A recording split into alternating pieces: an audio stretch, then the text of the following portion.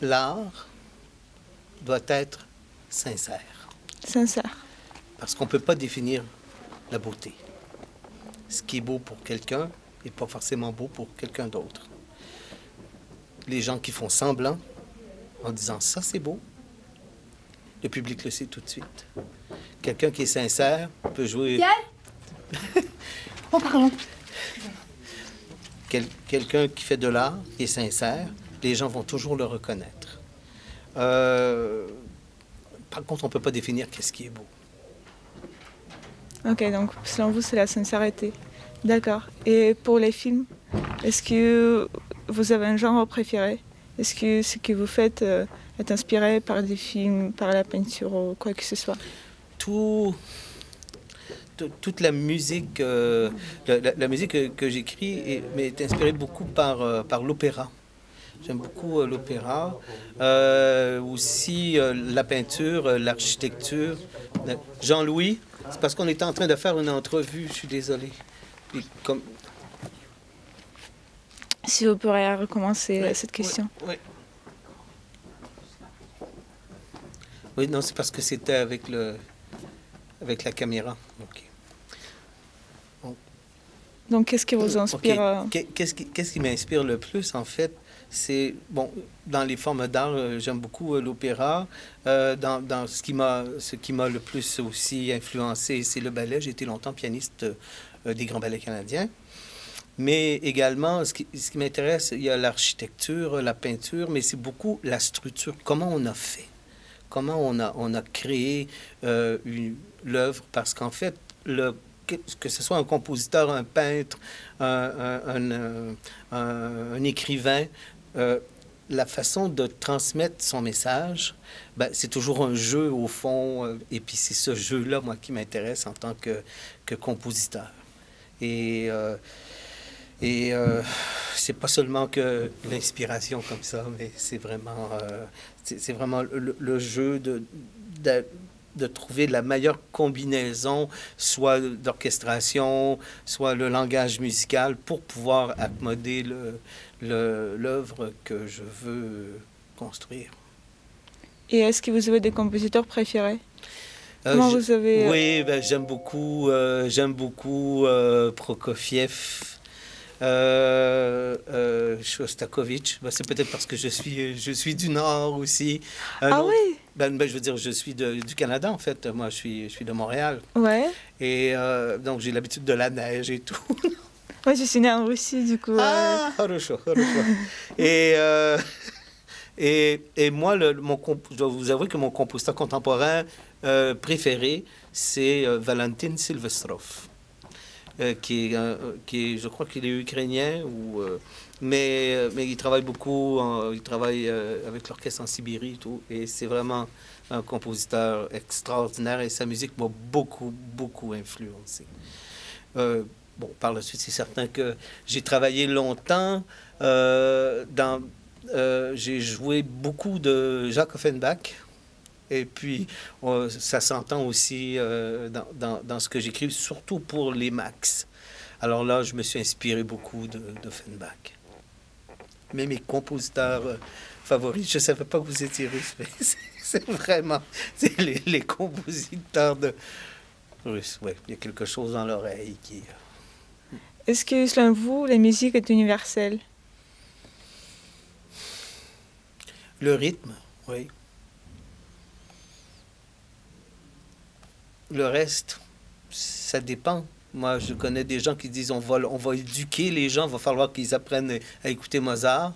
Quand les jeunes, finalement, ils ont toute une autre culture, mais ils écoutent les DJ, ils écoutent des gens qui travaillent très fort, mais le son, mais d'une autre façon.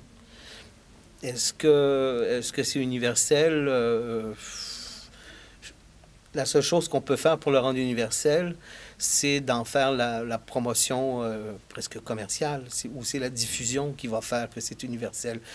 Moi, je sais que j'ai ma cousine qui a joué longtemps à l'Orchestre symphonique de Montréal, et à l'époque, ils se sont retrouvés en Chine, où ils se sont retrouvés dans des endroits où il n'y avait jamais eu de blanc.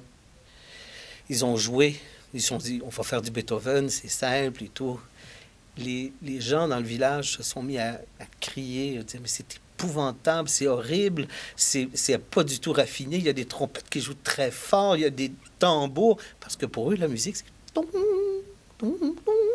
Donc, c'est tout empreint de subtilité, de micro-tons, alors que Beethoven, il n'y a que 12 notes dans la gamme, ça joue fort, pour eux, c'était grossier. Donc, est-ce que c'est vraiment universel? Je ne peux pas dire. Par contre, si je fais... Alors ça, tout le monde a compris. Tout le monde a compris. Et une question un peu plutôt cinématographique. Selon vous, est-ce que l'art peut être censuré? Est-ce que l'art doit être censuré par l'État ou par les organisations? Non. Non. Non. C'est pas de toute façon, l'artiste va bien souvent va donner son impression sur ce qui se passe. Il y a des gens qui ont été censurés. On prend justement un bel exemple avec Shostakovich, qui a été vraiment censuré. Par contre, il a réussi à dépasser la censure. En utilisant, en disant, oui, ben voyez, alors j'ai écrit ça de telle façon, je peux le justifier selon les règles mais il a su les sublimer, les règles. Alors, même si on impose la censure en art, il y a toujours quelqu'un qui va sublimer tout ça. On ne peut pas empêcher les créateurs de créer. Et croyez-vous que toute personne est à la base créative? Il y a de la créativité chez tous les gens. Il y a par contre, je crois, des gens qui ont peut-être un besoin plus profond que ça s'exprime. Et puis, pour être un créateur, il faut assumer, il faut s'assumer aussi. Peut-être que on a des sociétés dans lesquelles on vit, c'est normal, une société, ça impose des règles. Si il y a des règles qui peuvent faire que les gens se réfrènent continuellement, eux-mêmes aussi, pour pouvoir se conformer aux lois d'une société, ben, à ce moment-là, ben, c'est peut-être plus difficile d'exprimer sa propre création, parce que la création, en fait, c'est de se réveiller un jour, puis de se dire, oui, je veux que l'univers autour de moi ressemble à ce que je voudrais que ça ressemble.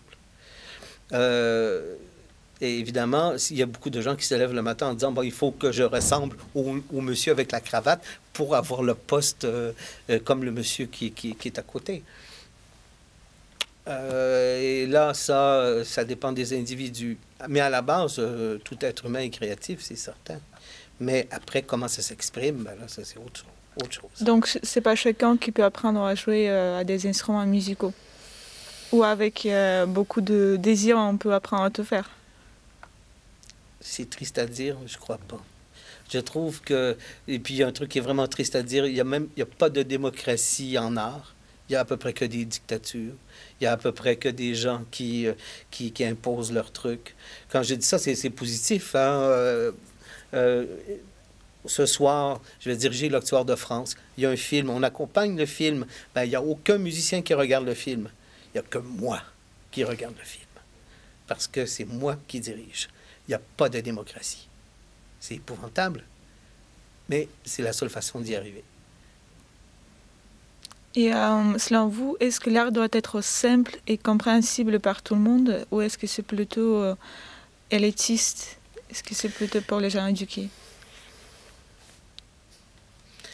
Bon, qu'est-ce que l'éducation? Mais non, l'art doit être pour tout le monde.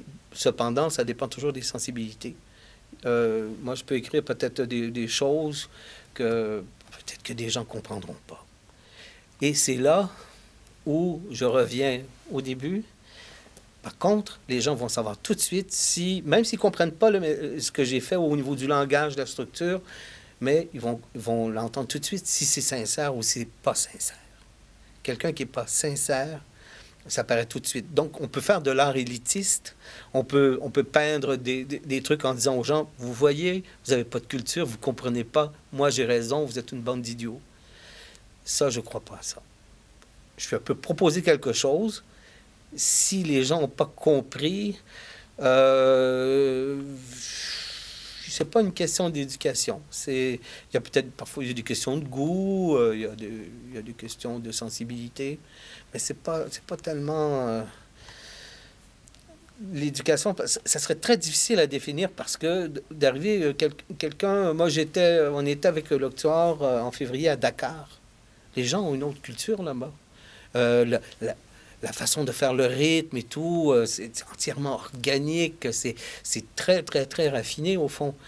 Après, on écoute de la musique classique et puis eux, ils disent, bon,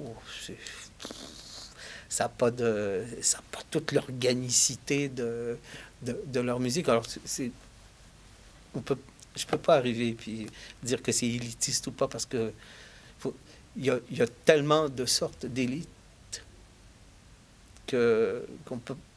Par contre, comme j'ai dit, si on arrive, on remplit la salle ce soir, et puis si les gens sont contents, tant mieux. Il y a des choses dans ce que j'ai écrit, justement, ça s'approche même de Boulez dans ce que j'ai là. Puis à côté de ça, j'ai mis des trucs qui ressemblent à Jacques Offenbach. Alors, c'est pas grave.